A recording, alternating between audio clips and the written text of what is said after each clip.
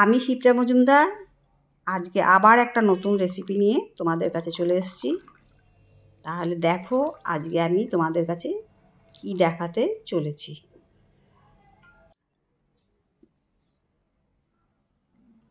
দেখো আজকে আমি একটা সুন্দর দেখে একটা শরবত রেসিপি তোমাদেরকে দেখাবো। তার জন্য নিয়েছি বেশ কিছুটা পুদিনা পাতা, দুটো লেবু, পাতিলেবু, চিনির গুঁড়ো, চাট মশলা আর বিট নুন। এইটা দিয়ে আমি আজকে তোমাদেরকে একটা শরবত রেসিপি করে দেখাচ্ছি। দেখো বেশ কিছুটা ফ্রেশ পুদিনা পাতা নিয়ে নিয়েছি, পরিষ্কার করে ধুয়ে নিয়েছি, মিক্সিং জারের ভেতরে নিয়ে নিলাম।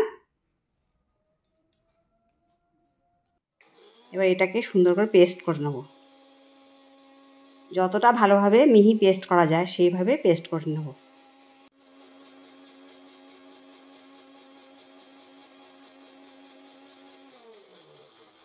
দেখো আমার পেস্ট করা রেডি হয়ে গেছে।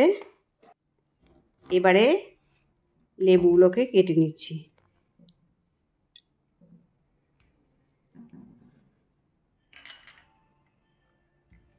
এবারে একটা আমি বাটি নিয়েছি বড় মতন, আর একটা ছাঁকনি নিয়েছি।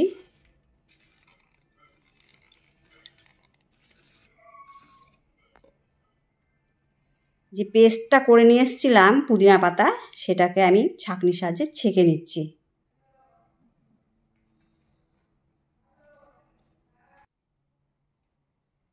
লেবুটাকে কেটেছিলাম, লেবুটা থেকে রস বার করে নিচ্ছি একটা যন্ত্রের সাহায্যে। আমি এখানে 1.5 খানা লেবু নিয়ে নিয়েছি। এই শরবতটা শুধুমাত্র হজমের সহায়ক না, ভীষণ শরীর ঠান্ডা রাখে আর ভীষণ সুস্বাদু। এতে ভাজা জিরের গুঁড়ো, পুদিনা পাতা আর বিট নুনের জন্য এর স্বাদ দ্বিগুণ বেড়ে যায়।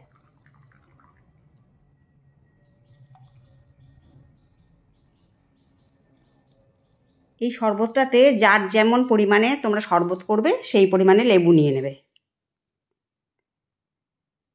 আমি এখানে 2 গ্লাস করব, তাই 1.5 খানা লেবুর রস নিয়ে নিলাম।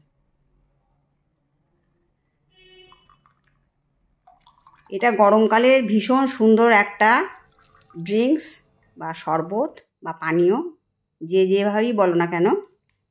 দেখো এর ভেতরে আমি কিছুটা বিট নুন দিয়ে দিচ্ছি।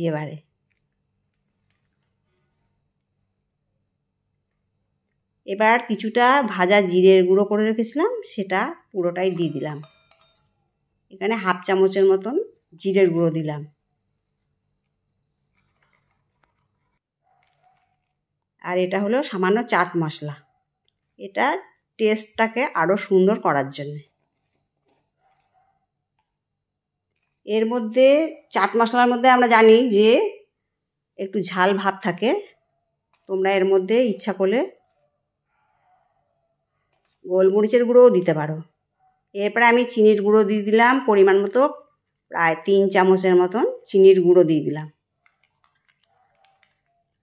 এই পুদিনার শরবতটা গুড় দিয়ে বিশেষ ভালো লাগবে না, সেই জন্য আজকে আমি চিনির গুঁড়ো দিয়েই শরবতটা করে তোমাদেরকে দেখাচ্ছি। 2 গ্লাস নিয়ে নিয়েছি। সমস্ত মিশ্রণটা আমি ভালো করে নেড়ে নিয়েছি এবং 2 গ্লাসে ভাগ করে নিচ্ছি।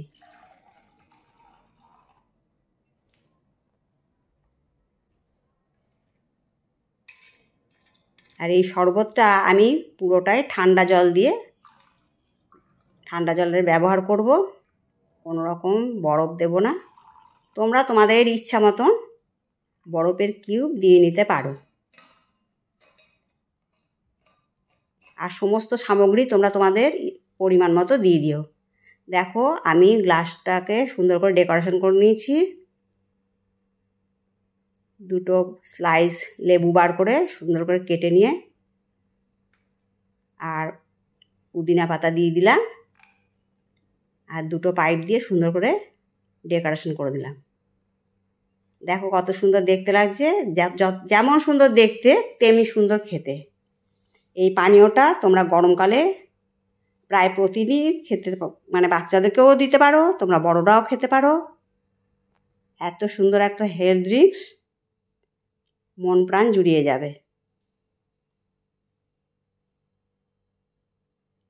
এটা হলো লেবু পুদিনার শরবত, গরমকালের অত্যন্ত জনপ্রিয় একটা শরবত রেসিপি আজকে আমি তোমাদের কাছে শেয়ার করলাম। যদি তোমাদের এই রেসিপিটা ভালো লাগে তবে আমার চ্যানেলের পাশে থেকো, লাইক শেয়ার কমেন্ট আর সাবস্ক্রাইব করে আমার চ্যানেলটাকে এগিয়ে নিয়ে যেতে সাহায্য করো। আচ্ছা, আজকে এই পর্যন্ত রাখি, পরবর্তী এপিসোডে আবার দেখা হবে, কেমন? টাটা।